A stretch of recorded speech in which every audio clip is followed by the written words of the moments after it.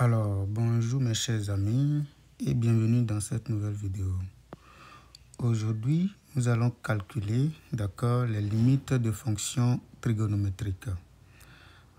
Lorsque vous calculez les limites des fonctions trigonométriques, il est très important de se rappeler des limites remarquables.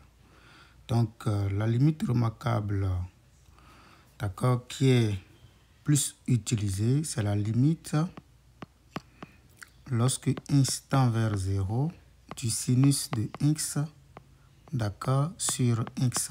Ça, c'est égal à 1. Nous avons également la limite lorsque x tend vers 0 encore de 1 moins cosinus de x divisé par x. Ça, c'est égal à 0.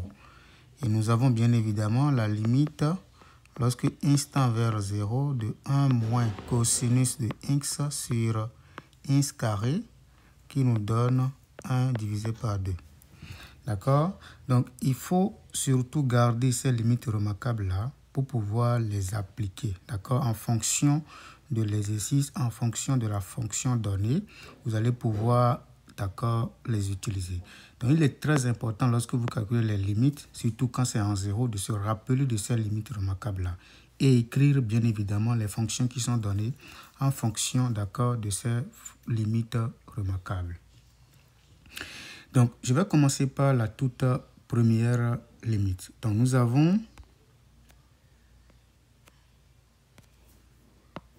A, c'est la limite lorsque x tend vers 0 de 1, plus sinus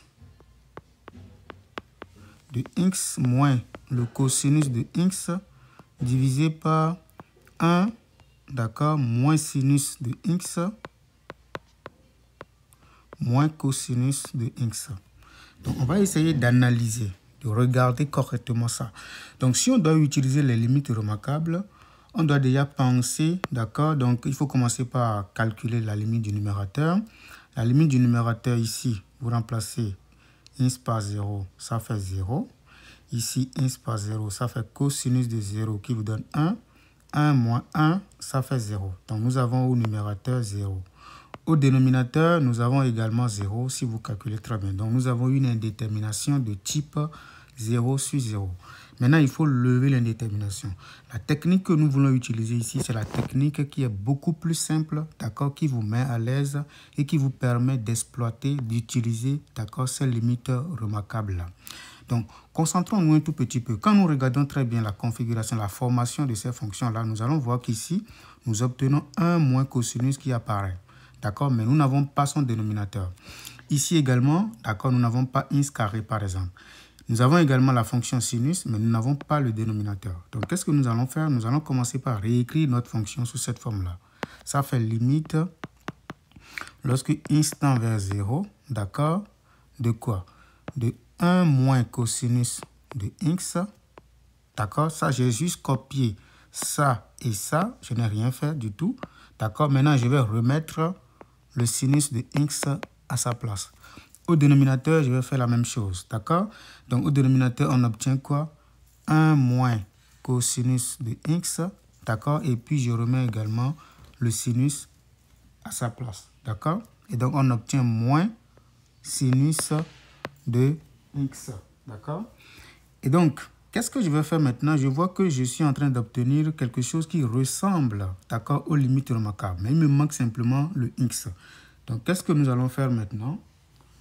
Nous allons nous rappeler d'une formule. Quand vous prenez un quotient a sur b, vous pouvez toujours l'écrire sous la forme, de quotient, de deux autres quotients. Ça veut dire quoi? Ça veut dire que vous pouvez dire que a sur b, en réalité, c'est égal à a divisé par n'importe quoi. Vous choisissez ce n'importe quoi là. Donc, ça fait t par exemple. Sur, b sur t encore. Donc, avec t bien entendu différent de 0. Donc, quand vous prenez a divisé par b, vous pouvez décider de diviser le numérateur de cette fraction-là par un nombre t et vous reprenez le même nombre t. C'est très important. Ce t-là doit être différent de 0. Si vous voulez, vous pouvez calculer ceci vous-même en faisant A sur T, le tout sur B sur T, vous allez voir que c'est exactement A divisé par B. Donc, c'est la technique que nous allons utiliser, d'accord, pour calculer notre limite. Tout le monde voit que le T que nous allons choisir ici va être simplement ins à cause du fait que la limite que nous voyons ici est une limite qui est remarquable. Donc, nous allons simplement dire que tout ça, c'est égal, d'accord, à la limite, lorsque ins tend vers 0, d'accord, donc nous allons essayer de diviser. Donc, il faut bien regarder ce que nous allons faire. Donc ici, nous avons 1 moins. Donc, je fais une copie de la fonction au numérateur. C'est 1 moins cosinus plus sinus de x. Donc, nous allons diviser tout ça par x. D'accord? Et nous allons diviser ça également au dénominateur par x. D'accord? Si je divise au dénominateur, le dénominateur, il faut bien regarder le dénominateur. C'est 1 moins cosinus de x, d'accord, plus sinus de x. Donc, je divise encore par le même nombre x, d'accord. Donc, qu'est-ce que je vais faire maintenant? Je vais me concentrer sur chaque fraction, regardez le numérateur. Il faut bien regarder ce qui va se passer. Donc, on obtient quoi? Donc, ceci, je vais dispatcher ça avec celui-là, d'accord, parce que vous le savez très bien, quand vous avez A divisé par B, le tout sur C, c'est la même chose lorsque vous dites que ça fait A sur C plus B divisé par le même nombre C. Mais ici, nous allons faire en sorte que au dénominateur, nous allons avoir 1 moins cosinus. Le x va être au dénominateur de ça. Et puis le sinus seul, le x aussi va être au dénominateur pour pouvoir utiliser, d'accord, la limite remarquable. Allons-y.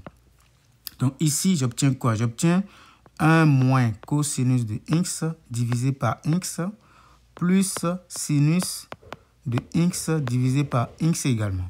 Donc, de ce côté-là, j'obtiens 1 moins cosinus de x divisé par x plus le sinus de x divisé par x. Mais comme vous le savez, cette limite, c'est une limite remarquable. D'accord? C'est exactement ça que j'ai rappelé tout à l'heure. C'est exactement ça qui est ici. D'accord? Donc, également, cette limite-là, elle est remarquable. C'est égal à 1. D'accord? Et cette limite, donc, on a tout en fait. D'accord? Donc, nous avons ici tout simplement à écrire que cette limite est égale, d'accord, à 0. Ça, c'est le tout premier terme, ceci. D'accord? Plus 1 sur 0 moins 1. Pourquoi? Parce que, donc, je vais justifier ça ici, car la limite de 1 moins cosinus de x divisé par x est égal à 0 lorsque x tend vers 0. D'accord? Et la limite du sinus de x divisé par x lorsque x tend vers 0 est égal à 1. D'accord? Donc, on vient maintenant de constater que cette limite, on peut la calculer en disant tout simplement que ça fait 1 au dénominateur sur moins 1, au numérateur, pardon. Donc, le résultat final, ça fait moins 1. Donc, voilà comment nous pouvons calculer facilement, d'accord, cette limite-là, d'accord, en pensant tout simplement aux limites remarquables, d'accord. Donc, nous avons pensé aux limites remarquables et nous avons utilisé cette remarque-là qui consiste à diviser un quotient, d'accord, par un même nombre t, d'accord, ce qui nous permet d'obtenir une écriture beaucoup plus simple, d'accord. Donc, la toute première limite, c'est égal à moins 1. On passe maintenant au B. Donc, c'est 1 plus tangente sur 1 moins tangente de x. Donc, ça, mais c'est la limite en pi demi, d'accord? N'oubliez pas ça. Donc, on nous demande maintenant le B. On demande de calculer la limite lorsque x tend vers pi demi de 1 plus tangente de x divisé par 1 moins tangente de x. Lorsque vous calculez la limite en un point qui n'est pas 0 pour les fonctions trigonométriques, vous avez deux possibilités, d'accord? Soit vous cherchez des techniques pour calculer votre limite facilement, soit vous ramenez tout simplement la limite en 0, d'accord? Pour le moment, je calcule pour voir si nous pouvons avoir une technique beaucoup plus simple, parce que notre objectif dans cette vidéo, c'est de vous montrer les techniques les plus simples, d'accord? Donc ici maintenant, je calcule. La limite de ceci, lorsque x tend vers pi demi, d'accord, ça fait infini. Pourquoi? Parce que tangente, comme vous le savez très bien, tangente de x, en réalité, c'est le sinus de x divisé par le cosinus de x. Donc, si vous calculez la limite de ceci, lorsque x tend vers pi demi, le numérateur donne 1, d'accord? Et le dénominateur donne 0. Donc, nous avons 1 divisé par 0. Si vous avez 1 au numérateur, 0 au dénominateur, en termes de limite, ça vous donne infini. Comme certains savent le garder, ça fait ROI. Donc, ça fait le roi, donc ça fait infini. OK, donc puisque tangente donne infini, d'accord, lorsque x tend vers pi demi, nous allons conclure que tout le numérateur tend vers également infini, d'accord? On n'est pas obligé de se concentrer sur le type d'infini que nous avons ici. Au dénominateur, on fait la même chose, on constate que ça fait également infini. Donc, nous avons une indétermination de type infini sur infini. Donc, il faut chercher des moyens pour résoudre maintenant ce problème-là. Donc, qu'est-ce que nous allons faire? Pour résoudre ce problème de façon simple, nous pouvons essayer par exemple de substituer par exemple tangente, c'est-à-dire remplacer tangente par son expression équivalente. D'accord? Pour voir si on trouve le résultat, c'est bon. Si on ne trouve pas, on va changer de méthode. D'accord? Peut-être en ramenant la limite, d'accord, si vous voulez, d'accord, en 0 par exemple. Donc, qu'est-ce que je vais faire? Je vais essayer de transformer tangente. Tangente de x, c'est quoi pour nous tous? Tangente de x, c'est le sinus de x divisé par son cosinus. Donc, nous allons simplement dire que la limite qu'on nous demande de calculer, c'est la limite lorsque x tend vers pi demi de 1 plus, d'accord, sinus de x sur le cosinus de x, tout ceci divisé par 1 moins sinus de x divisé par cosinus de x. Pour le moment, d'accord, on a simplement remplacé, d'accord, tangente par son expression équivalente, d'accord. Voilà, donc vous voyez. Maintenant, on va essayer de calculer, donc en quelque sorte réduire, d'accord, ce que nous avons ici par exemple. D'accord, nous allons essayer de réduire même le dénominateur, tout ce que nous avons ici. Donc ça fait cosinus fois ça, d'accord, ça fait cosinus plus sinus. Donc on obtient limite, lorsque x tend vers pi demi, de cosinus de x plus sinus de x sur d'abord cosinus de x, tout ceci divisé par, ça c'est le numérateur, on vient de transformer. On va transformer également le dénominateur de la même manière. Donc ça nous donne cosinus de x moins le sinus de x, tout ceci divisé par cosinus de x tout simplement. D'accord? Mais comme vous le savez, vous pouvez dire que ça fait la toute première fraction fois l'inverse de la seconde fraction. Ou bien, si vous voulez, vous pouvez simplement simplifier les deux là. Ça se simplifie. C'est comme la remarque de tout à l'heure. Ça donne tout simplement ceci divisé par ceci. Mais si vous voulez voir plus clair, je vais essayer de détailler un tout petit peu. Vous allez voir. Ça fait le cosinus de x plus le sinus de x sur cosinus de x fois l'inverse. L'inverse, ça fait cosinus de x divisé par cosinus de x moins sinus de x.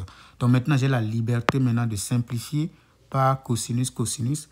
Et donc, on obtient limite lorsque x tend vers pi demi de quoi? Du cosinus de x plus le sinus de x. Tout ceci divisé par cosinus de x moins sinus de x. Donc, on a simplifié en quelque sorte ce qu'on nous a donné au début. D'accord?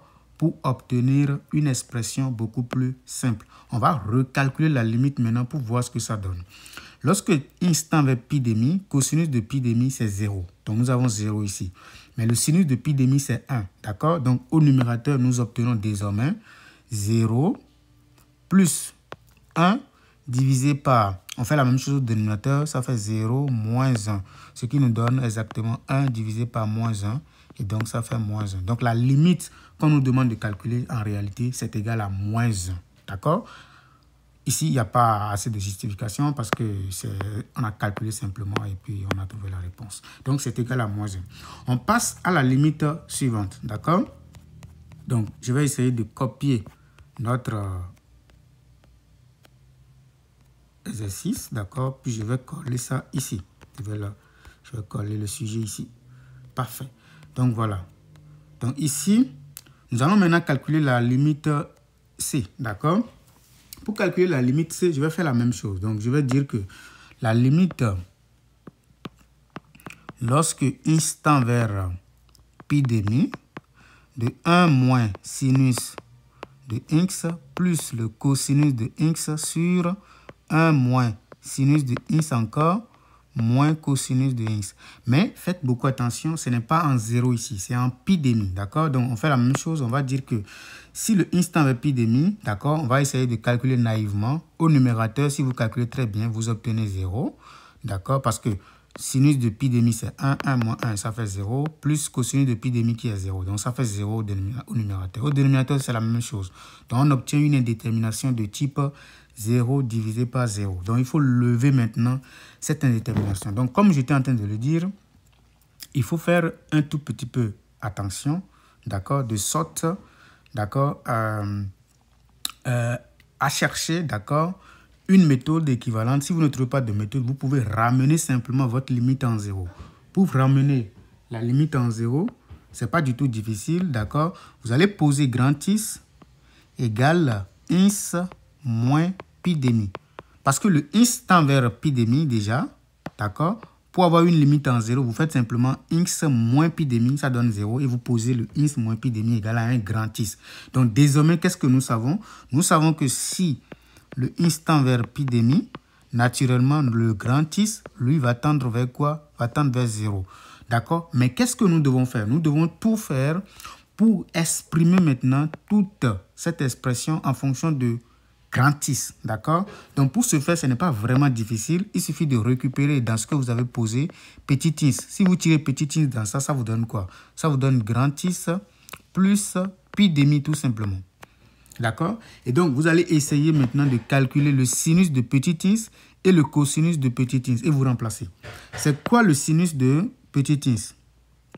Premier point, sinus de petit x. Le sinus de petit x, ce n'est rien d'autre que le sinus de quoi? De grand X plus pi demi. D'accord? Et comme vous le savez, ces propriétés-là, le sinus de grand X plus pi demi, vous pouvez utiliser la formule d'addition, comme vous pouvez utiliser la propriété naturellement, qui vous dit tout simplement que ce que vous voyez là donne exactement le cosinus de grand X. D'accord? Ça se démontre aussi à partir de la formule d'addition. Ça fait sin cos. Donc, sin de ça, cos de ça, ça fait 0. Plus maintenant, cos de ça, sin de ça. Sin de pi demi, ça fait 1. Donc, ça fait cos de grand X. Maintenant, on va calculer de la même manière le cosinus de petit x.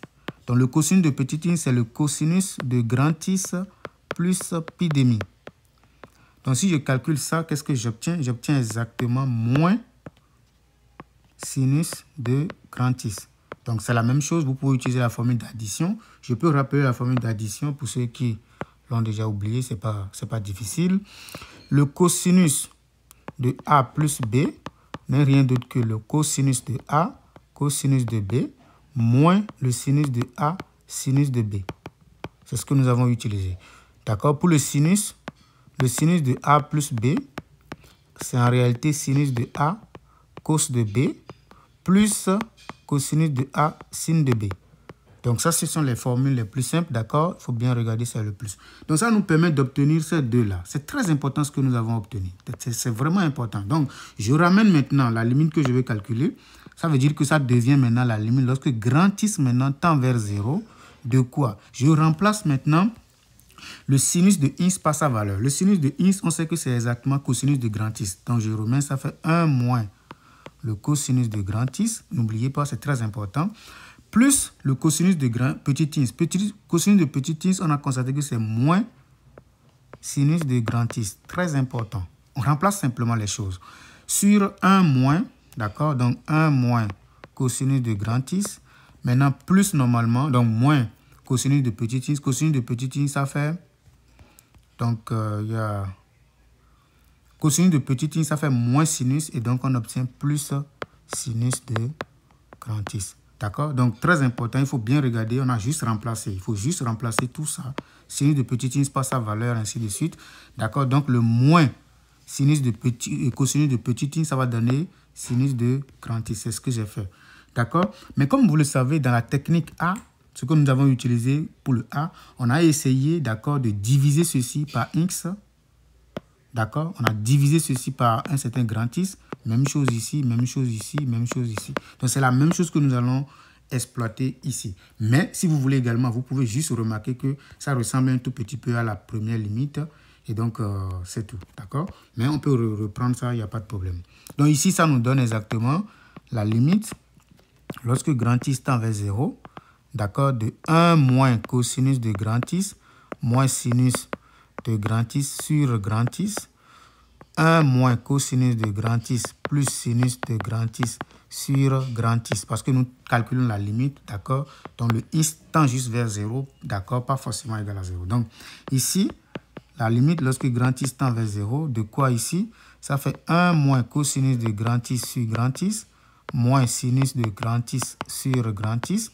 Et donc ici au dénominateur maintenant, il ne faut pas oublier les choses. 1 moins cosinus de grand X sur grand X plus maintenant sinus de grand X sur grand X. D'accord? Donc il faut bien regarder ceci que vous voyez là. C'est exactement ça ici. Et ce thème-là, également, c'est ça qui est là. Et puis on fait la même chose au dénominateur. Ceci, c'est ça qui est là. Et puis ici, avec son X, est là. D'accord? On a juste dispatché le dénominateur. Donc, on obtient la même chose comme tout à l'heure. Ça fait alors 0, d'accord, moins 1, divisé par 0, plus 1. C'est la même justification parce que ceci est une limite remarquable. Ça fait 0. Ceci également est une limite remarquable. Ça fait 1. In fine, on obtient tout simplement moins 1. D'accord? Donc, la limite qu'on nous demande de calculer en réalité, c'est exactement moins 1. D'accord? On passe au D maintenant. Ça, c'est le D. D'accord? Donc, je regarde très bien le D et puis je calcule. Donc, D, c'est la limite lorsque x tend vers pi demi du cosinus de x sur 1 moins sinus de x. Je vais bien regarder ce que j'ai en face de moi. D'accord? Au numérateur, je calcule, ça fait 0 parce que cosinus de pi demi, c'est 0. Au dénominateur, ça fait également 0 parce que ça fait 1 moins 1 qui donne 0. Donc, ça fait une indétermination de type 0 sur 0. Donc, je peux également chercher, d'accord, à faire quoi? À poser si vous voulez, comme tout à l'heure. Mais si vous voulez, vous pouvez chercher une autre méthode équivalente pour voir comment vous pouvez résoudre ce problème directement. Quelle est la méthode que moi j'ai trouvée? Je vais faire une méthode qui ressemble un tout petit peu à ce que vous appelez expression conjuguée. Donc, je vais multiplier le numérateur par 1 plus sinus de x et le dénominateur aussi par 1 plus sinus de x. Qu'est-ce que ça veut dire? Ça veut dire que nous obtenons la limite lorsque x tend vers pi demi du cosinus de x facteur 2. Donc, je vais multiplier ceci par 1 plus sinus de x divisé par 1 moins sinus de x facteur de 1 plus, donc j'ai multiplié par la même chose. Maintenant, ce que je vais faire maintenant, c'est de dire que ça fait la limite lorsque x tend vers pi demi, d'accord, de cosinus de x facteur de 1 plus sinus de x. Mais comme vous le savez tous, au dénominateur, ça fait 1 au carré, d'accord, moins sinus au carré. Ça fait a carré moins b carré. Ça fait a moins b facteur de a plus b. Et donc, j'obtiens la limite lorsque x tend vers pi demi, d'accord, du cosinus de x facteur de 1 plus sinus de x divisé par 1 moins sinus au carré de x. Et donc, j'obtiens limite lorsque x tend vers pi demi du cosinus toujours, je ne développe pas, 1 plus sinus de x sur, donc 1 moins cosinus carré de x, puisque vous travaillez avec la trigonométrie, vous savez que ça donne exactement cosinus carré de x. Cosinus carré de x. Maintenant, je peux maintenant simplifier par cosinus, cosinus. Il va rester au dénominateur 1 cosinus. Donc, on obtient limite, lorsque x tend vers pi demi, de 1 plus sinus de x sur cosinus de x tout simplement. Mais ce qui est beau dans ça maintenant, c'est que lorsqu'on tend maintenant le numérateur vers pi demi, quand on tend le x vers pi demi, le numérateur tend vers 2. Parce que ceci donne 1. 1 plus 1, ça fait 2. D'accord? Mais au dénominateur, on obtient 0, ce qui donne infini. D'accord? Donc, comme ça donne infini et je ne connais pas le type d'infini, d'accord, je vais chercher à regarder la limite à gauche. Donc, la limite lorsque x tend vers pi demi à droite d'abord, par exemple, de 1 plus sinus de x sur cosinus de x, ça donne exactement plus l'infini. À droite, pardon. À droite, il faut bien regarder ce que ça veut dire à droite. Donc, ça, c'est 0 ici. Ça, c'est pi demi. D'accord? Ça, c'est pi. Donc, à droite, c'est après pi demi. Donc, après pi demi, d'accord, le cosinus est négatif. D'accord? Comme le cosinus est négatif, ça nous donne exactement moins l'infini. D'accord? Pourquoi? Parce que nous avons la limite du numérateur qui nous donne 2, d'accord? Mais le dénominateur donne 0. La limite du dénominateur donne 0 quand x tend vers pi demi par valeur supérieure avec cosinus de x qui est négatif lorsque nous sommes à droite, d'accord, de pi demi. À droite de pi demi, les abscisses, d'accord, sont négatifs. Or, les abscisses dans le cercle trigonométrique correspondent exactement au cosinus, d'accord? Donc, on va faire la même chose pour sinus et pour la valeur à gauche. Bien évidemment que vous connaissez ça déjà. Quand x tend vers pi demi moins de 1 plus le sinus de x sur le cosinus de x, ça donne exactement plus l'infini parce que au numérateur, vous avez 2, toujours la même justification. Au dénominateur, vous avez 0, toujours la même justification. Mais cette fois-ci, lorsque nous sommes en pi demi, pas valeur inférieure, c'est-à-dire avant pi demi, d'accord, les valeurs, les abscisses sont positifs. Donc, nous avons 2 qui est positif sur un 0 qui est positif également. Donc, ça nous donne plus l'infini. Donc, la limite en pi demi même n'existe pas parce que la limite à gauche n'est pas égale à la limite à droite. On peut simplement calculer la limite à gauche et à droite. Mais la limite en pi demi n'existe pas. D'accord? Donc, très important, nous avons utilisé des méthodes beaucoup plus simples pour calculer ces limites. N'hésitez pas à vous abonner, à commenter, à nous poser des questions si vous avez des points d'ombre, des choses qui ne sont pas claires pour vous.